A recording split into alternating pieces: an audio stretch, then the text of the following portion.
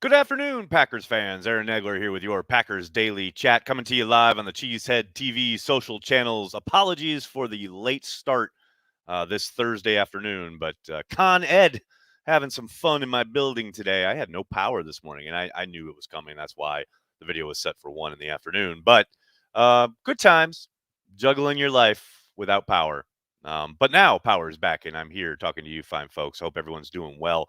Obviously, the big surprise of the day is Whitney Merciless being back on the practice field. That's some pretty exciting stuff.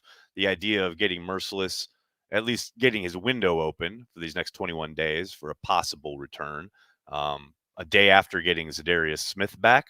Man, you talk about being able to send a bunch of different guys after the quarterback. That's some exciting possibilities. But we will see where Merciless is at as he returns to practice here and how realistic his return to the field might be in the next couple weeks. But promising stuff. Promising stuff, no doubt about it. Hope everyone's doing well. Good to see everybody in the chat.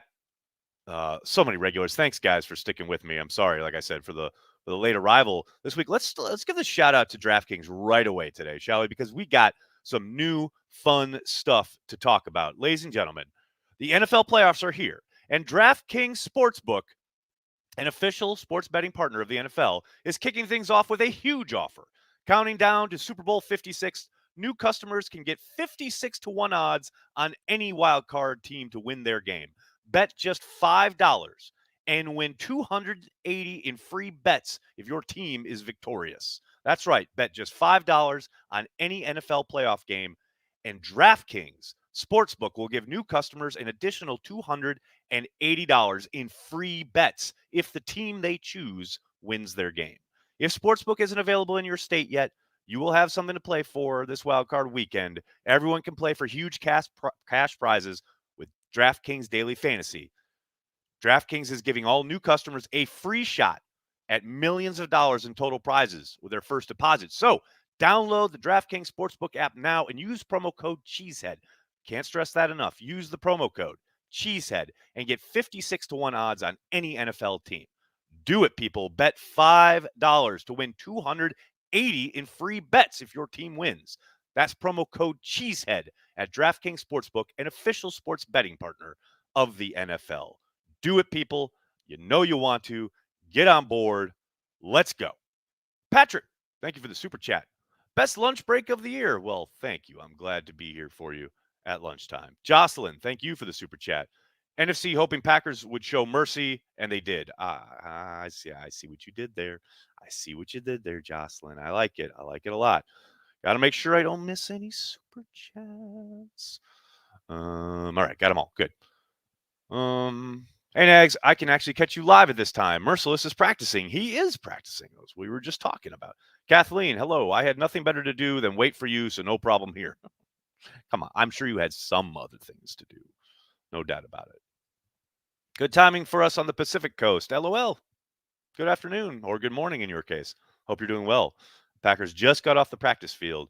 The collective media just spoke with Adrian Amos and Dean Lowry. They may even still be talking, but we'll also hear from the coordinators a little bit later this afternoon. Probably just as soon as I get done right here. The wife is loving the beard. Well, thank you, Robin. Tell her thank you very much. What if it doesn't work in Denmark? That might be a problem. Wish I could help on the international front. Nags, here every day you are on to the best of my ability, having been following you for years, and I just love the content. I'm so much more educated about the Packers and the game and learn because of you. Thanks. Thank you, Pogs. That's really nice of you to say. Thanks, man. Big B is here. What's up, Big B? I wouldn't be surprised if Jamal randomly showed up at practice.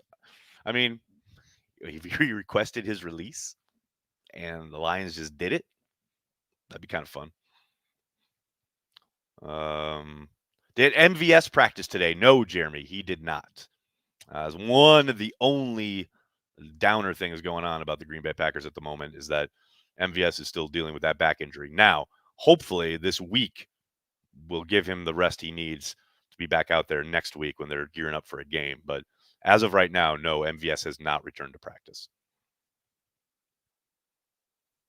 Callum, how are you, man? Good to see you.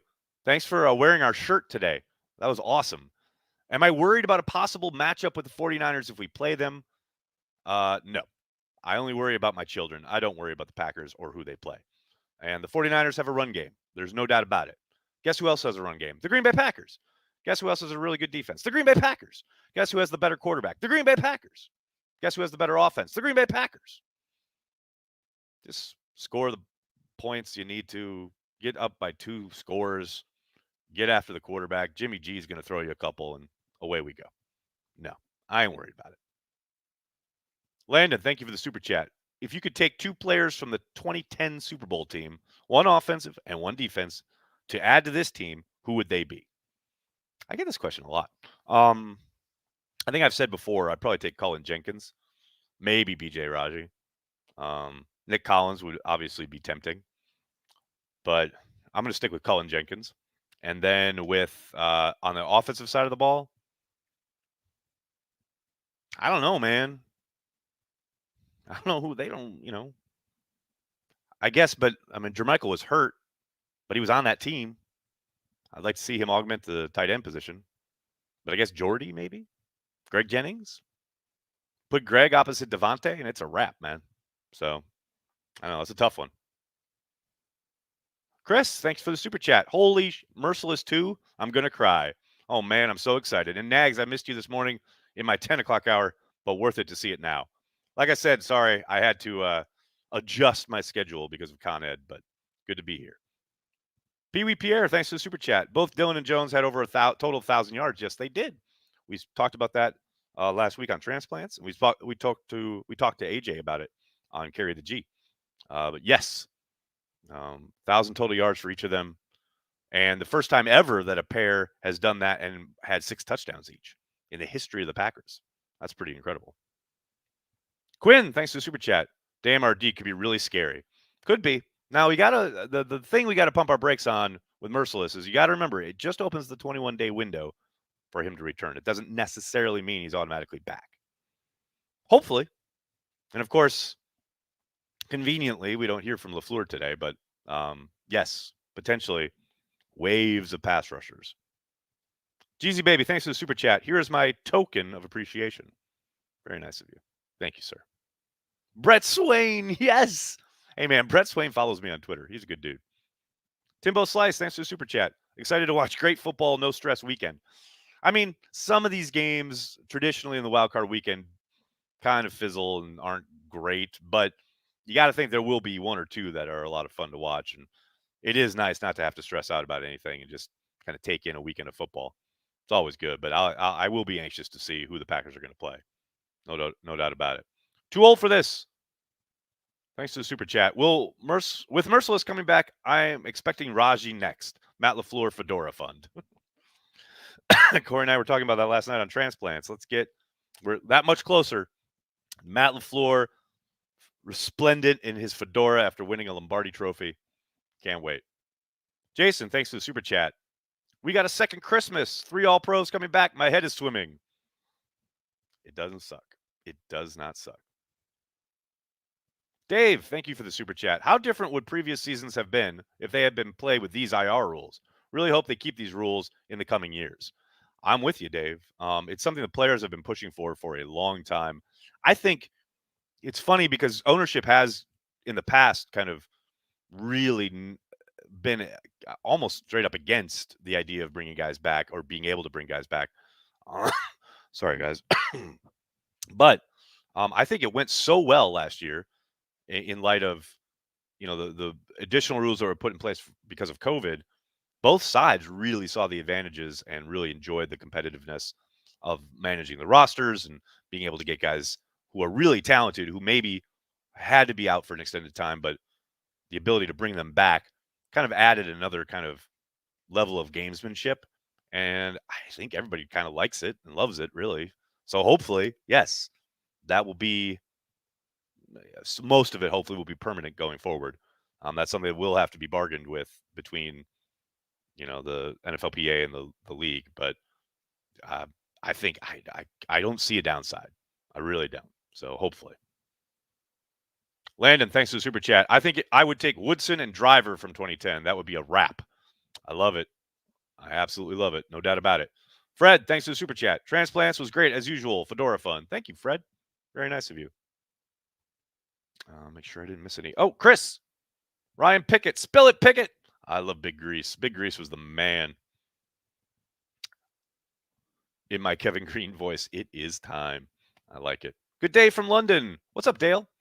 Good day from New York City. I hope you're well.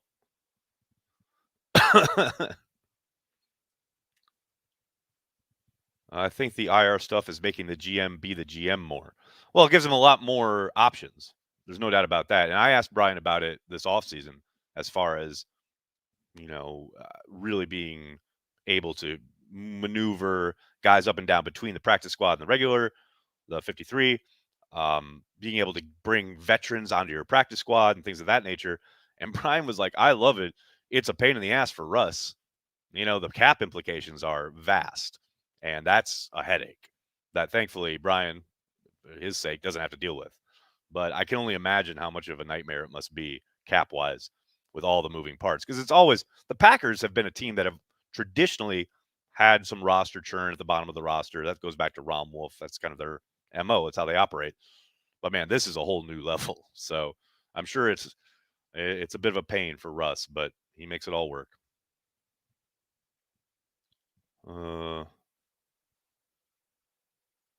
I just got off the phone with God. He said he's sending Reggie White back down for this playoff run. I'm down with it. Can we please have Big Dog go long at least once this postseason? I would love that. I don't know how open he'd be, but I love the idea.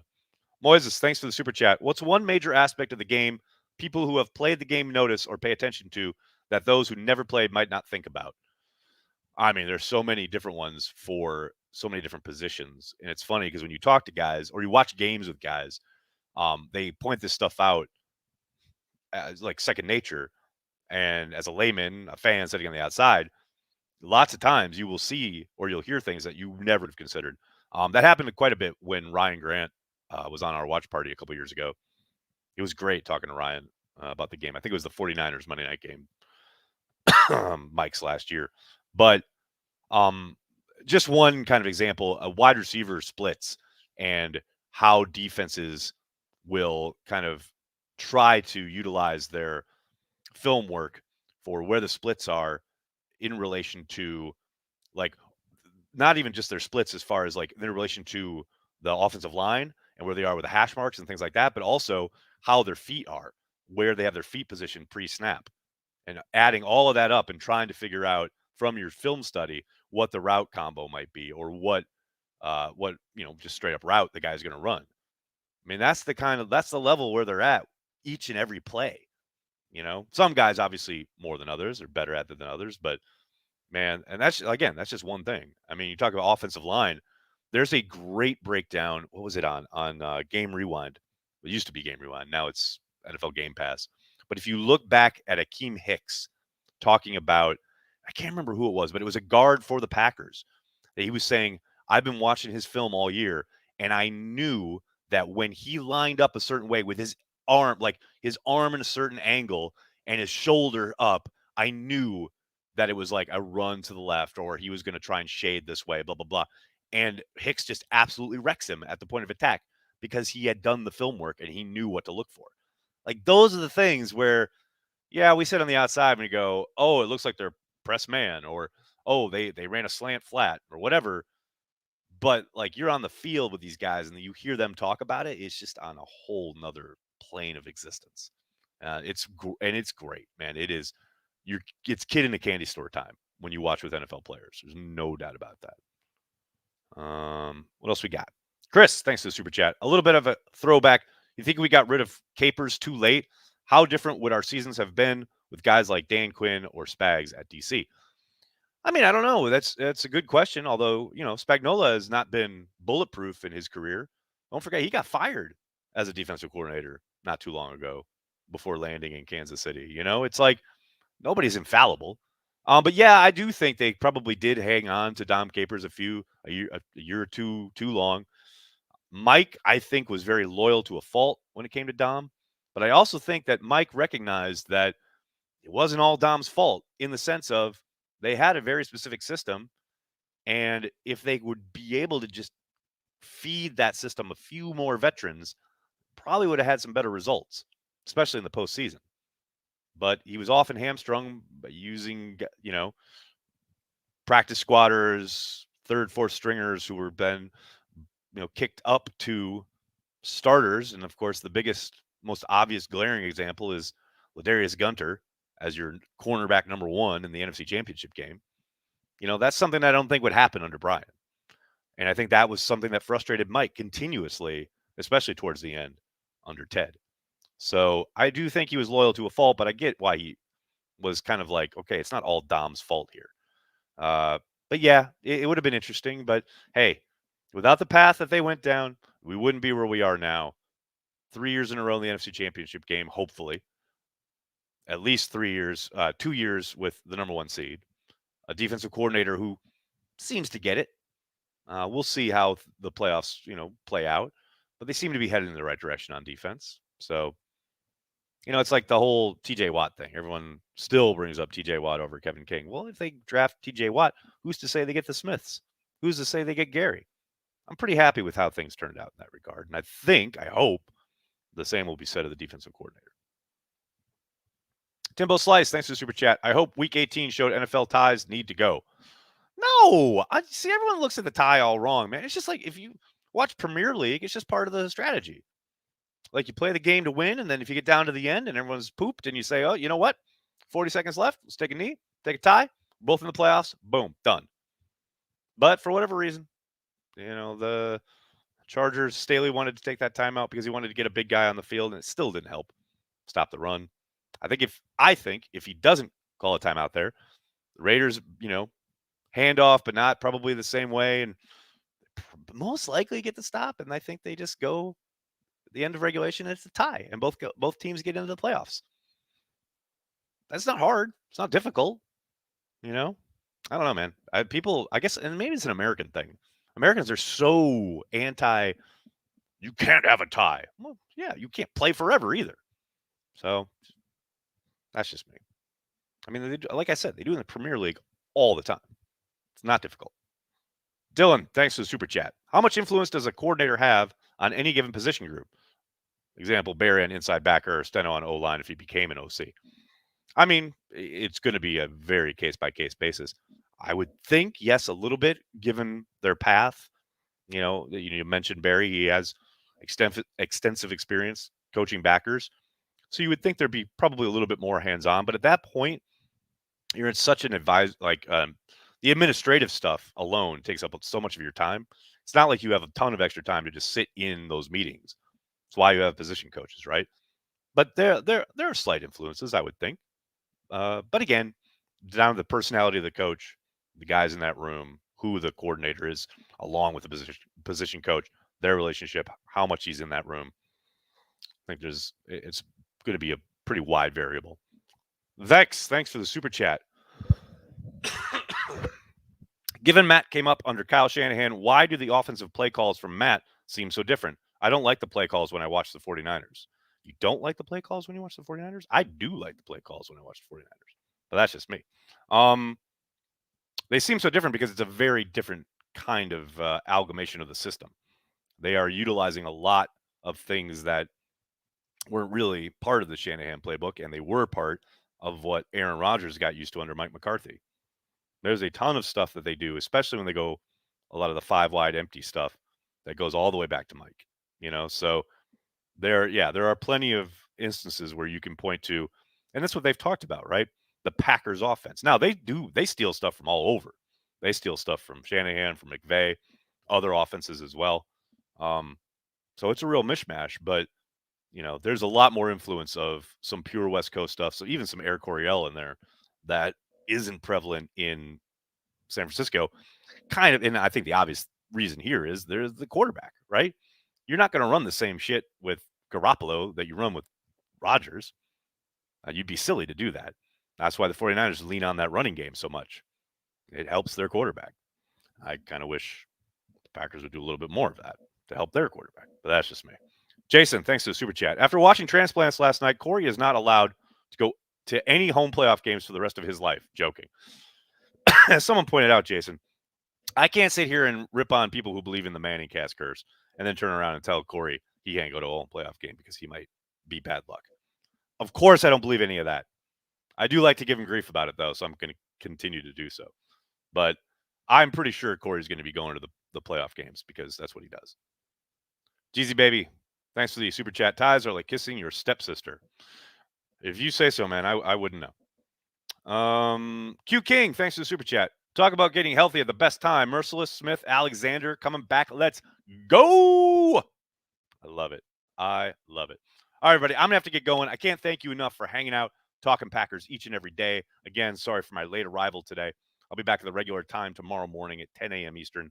In the meantime, please hit like on this video, subscribe to the channel.